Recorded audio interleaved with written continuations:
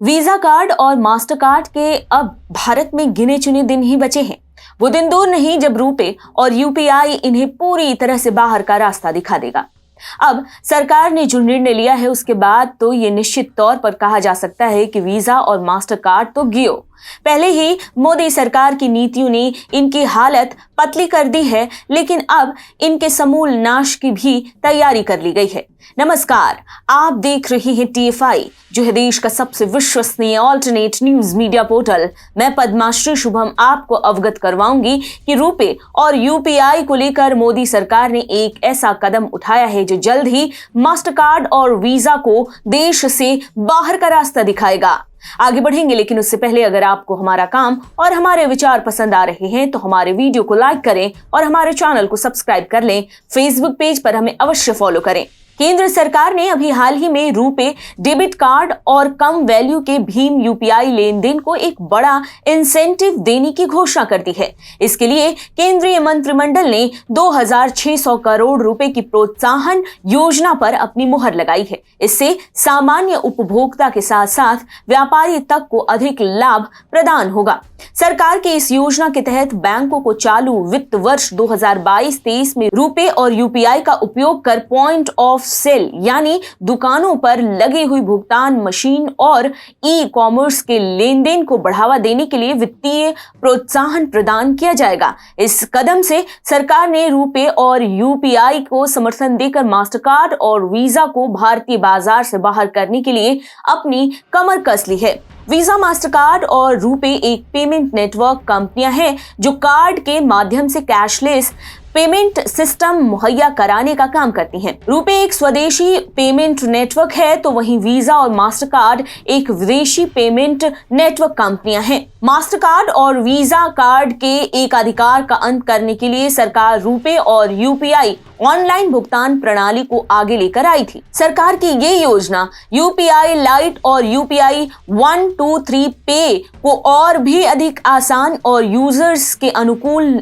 Digital भुगतान करने और साथ ही उसे बढ़ावा देने का कार्य करेगी। दिसंबर 2022 के महीने में यूपीआई ने 12.82 लाख करोड़ रुपए के मूल्य के साथ 782.9 करोड़ बार डिजिटल ट्रांजैक्शन करने का रिकॉर्ड अपने नाम किया है। भारत की स्वदेशी भुगतान प्रणाली पर आधारित रुपे कार्ड की बात करें तो पिछले कुछ वर्षों में रुपे का तेजी से विस्तार हुआ है। वर्ष 2017 में कंपनी के पास केवल 15% बाजार की हिस्सेदारी थी, लेकिन मार्च 2022 में यह हिस्सेदारी देश में भुगतान कार्ड बाजार के 60% से अधिक हिस्से पर नियंत्रण रख रही थी, जिसके बाद से सरकार लगातार इसे और बढ़ावा दे रही है। मार्च से लेकर अभी तक कुल 9 महीनों में निश्चित तौर पर इस आंकड़े में भी बढ़ोतरी हुई होगी। ये वृद्धि इस बात को दर्शाती है कि रुपे ने बीते कुछ वर्षों में एक लंबा सफर तय करके अपनी एक विशेष जगह बनाई है। हालांकि क्रेडिट कार्ड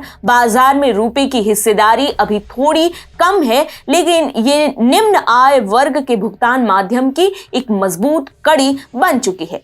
इतना ही नहीं, सरकार ग्रामीण इलाके या छोटे इलाकों को भी मुख्य धारा में लाने का काम कर रही है। इस भुगतान बैंकिंग नेटवर्क के माध्यम से डिजिटल भुगतान की पहुंच ग्रामीण और सुदूर इलाकों में भी अधिक बढ़ जाएगी। वहां के लोगों के लिए इस सुविधा को और सामान्य बनाने के लिए सरकार कोई भी कसर बाकी नहीं रख रही है।